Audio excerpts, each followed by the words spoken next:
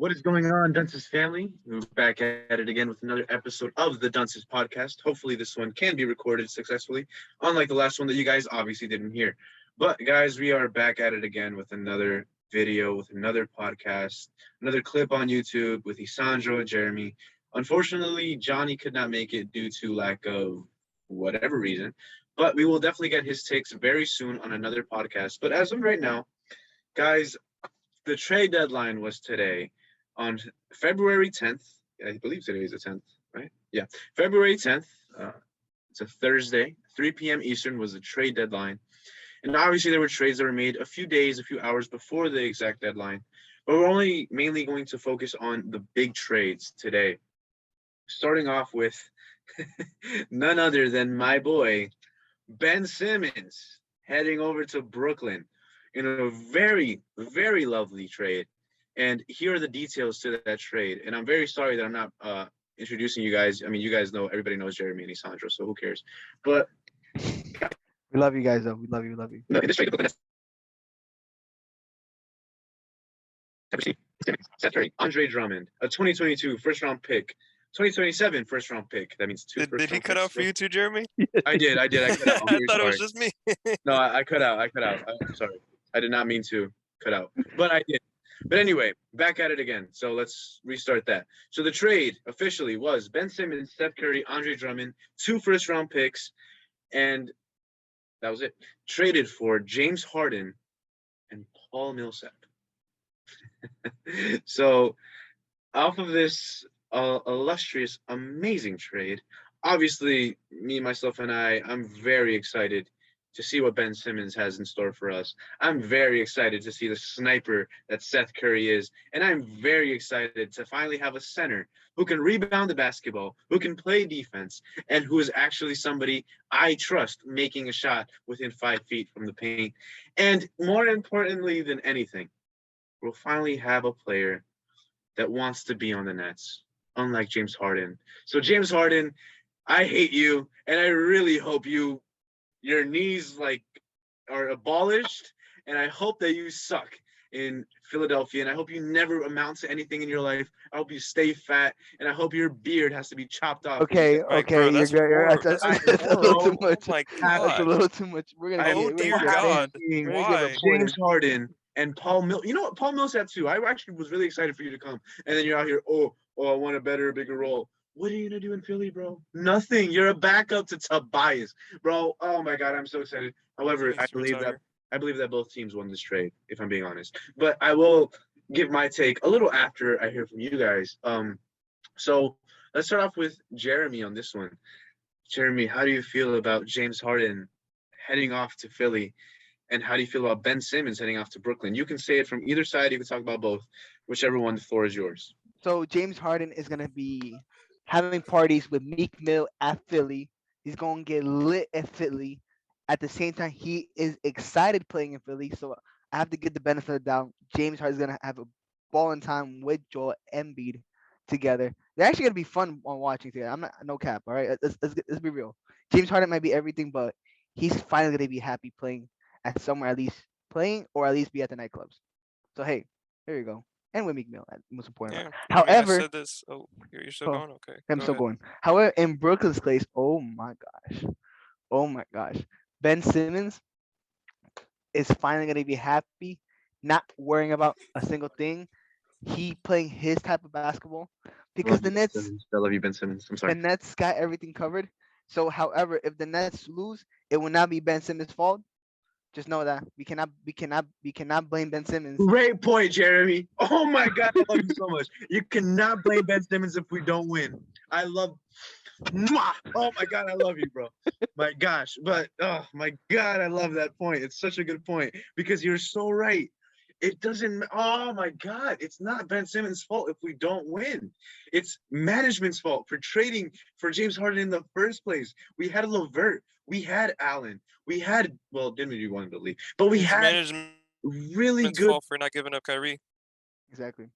But They needed to give him up, and you but listen, keep Harden, Ben and then you Simmons have, and you Ben have Simmons Jared can Allen. still fulfill the role that Kyrie is leaving as a part-time player. Besides the fact that he's not shooting, but it's fine. But there's still other people who could take Yeah, that role. but you still need him to play full Well, that's fine, true. though. And We'll he get wanna into that say later. about Kyrie. I would really love you again if you were to be, maybe not vaccinated. If you don't want to get vaccinated, I'm never gonna tell you to get vaccinated, but pay the fines, bro. Like you made money. Like you got a Nike deal. You might as well just pay your fines and play with us in Brooklyn. Wink, wink. But Isandro, give us your take, please, because obviously I'm very ecstatic, and I will be giving my take in just a few seconds. But Isandro, please tell me what you believe. On the Sixers side? On both sides, if you want to just talk about Sixers, I'm fine with that too. No, I mean nothing really much to add. I fully believe that both sides won the trade. In which case it's technically them not winning the trade. It's just a successful trade on both sides.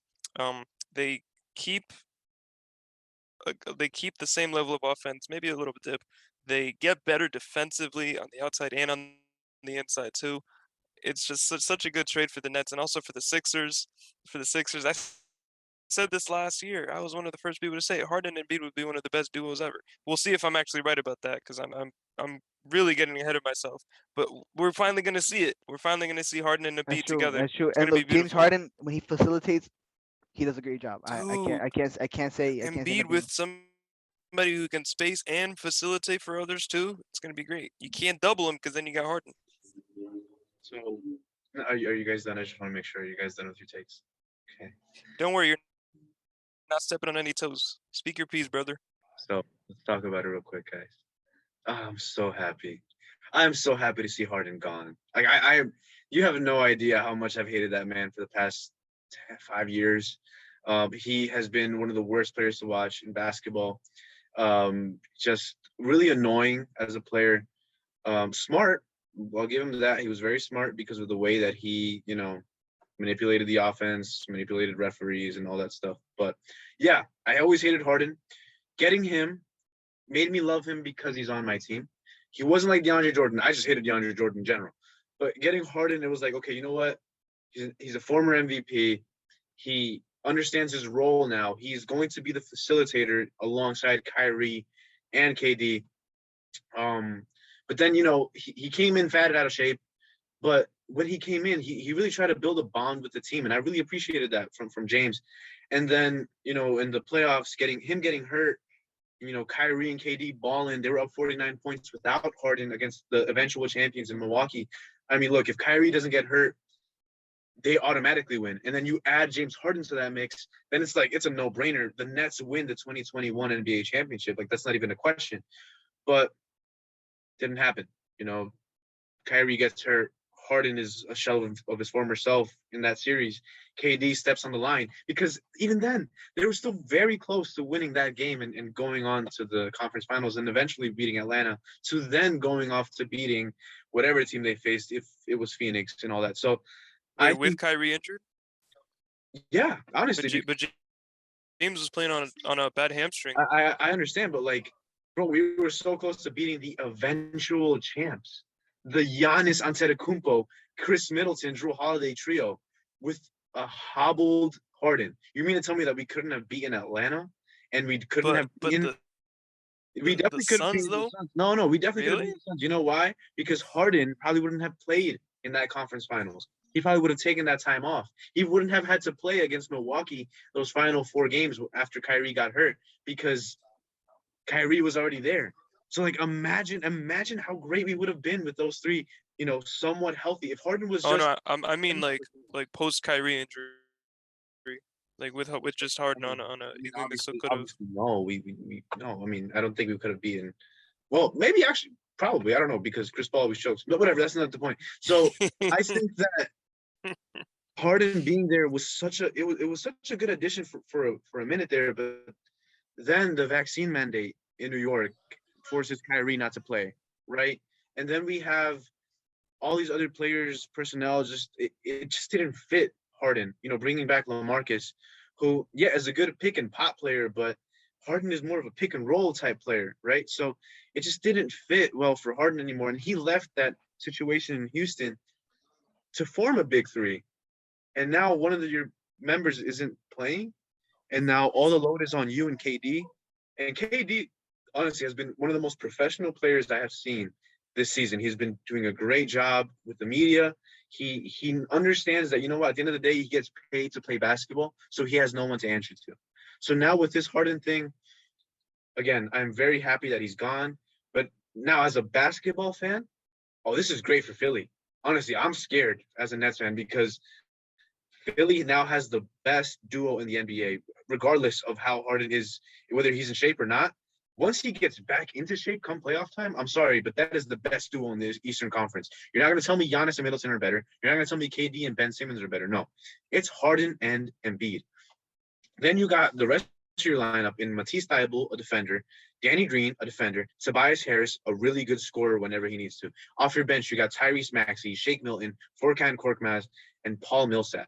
Like, that's a solid 9-man rotation to win you a championship this season. And it's Embiid's prime. The man has been balling.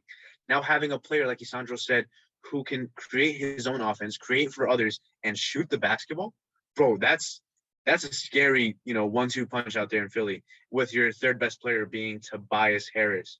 Like that's insane to me. For the net side of things, Ben Simmons is now officially back in his natural position, which is power forward / center. He's out there in the open court. What's his best attribute? Rebound the ball, push. If he pushes out, he got Kyrie on the left side, Seth Curry on the right, Joe Harris, KD. I mean, he has shooters, scorers, proven scorers on his team. And if he gets the ball and then the defense picks up, give the ball to Kyrie, give the ball to KD, be the pick and roll guy, either roll to the basket or cut out and then screen for another shooter. He has the best opportunity to excel on this team. He has a Giannis Antetokounmpo role, but if Giannis was your third best player on your team, like that, think about that for a second. Ben Simmons is in his best position as an NBA player on a really good team and a team that's going to utilize him to the best of their capabilities. And again, bringing in Seth Curry, another sniper, Andre Drummond, a rebounder, a player that can play against Joel Embiid. I mean, sure, Embiid is just one of one, but finally another big body that we can throw in there against him. You know what I mean? He's not like a DeAndre Jordan who won't do anything. I think this is definitely the best case scenario for both teams. And if I'm being honest, there is no winner. They both got exactly what they both wanted. And the only reason why I'm leaning more towards maybe the Nets being winners is because we got 2 first-round picks out of it when the Sixers were trying so hard not to give up a first-round pick and, in fact, wanted a first-round pick for Ben Simmons. So, yeah, I'm excited, as you can see. Wait, why were they not trying to give up the first-round picks? Because they believe that they could have gotten first-round picks for Ben Simmons. Yeah. Look how the tables turned then. Look how the tables turned. We get both their first-round picks. I mean, one of those picks does become 2 second-round picks, but even then, these are assets that we can use in this offseason to just does or it can? up our team. What? It can, right? What's the situation with that? Like, how does it become the 2 way it second-rounders works, and 2 billion? The way it works is like it's protected. It's a protected pick, so if it never it's protected for like the next 2 years. So if they don't get it, if the Nets don't get it, then those picks end up turning into 2 second-round picks. It's a really weird way how they do it, but that's just the negotiation of it. And either way, we got 2 first-round picks out of it. How do they not get it? What has to happen? If the Sixers, if it lands under the protected section, so let's say it's protected 1 through 12. I don't know what it is exactly. Let's say protected 1 through 12, and they get the 6th pick. The Sixers do, right? Then the next year, it is also a protected pick, 1 through 20. But let's say they get the 20th pick, then it turns into 2 second-round picks to Brooklyn. So they would need to hit. It would have to be a certain part. Yeah, it's really not that important. I really don't care. But I mean, it is 2027, and that's going to be past Joel and James's prime. So that's going to be a good first-round pick, I think. It's a great first-round pick. I'm very excited to have it. But yeah, as you can see, I'm very happy for the trade. I'm really happy for both sides. I'm not a Philly fan. Obviously, I can't be because I'm a Nets fan. But as a basketball fan, I'm really excited to see this tandem. But yeah, I mean, I can't wait to get Johnny's, point on this. But sadly, he's not here. But now let's.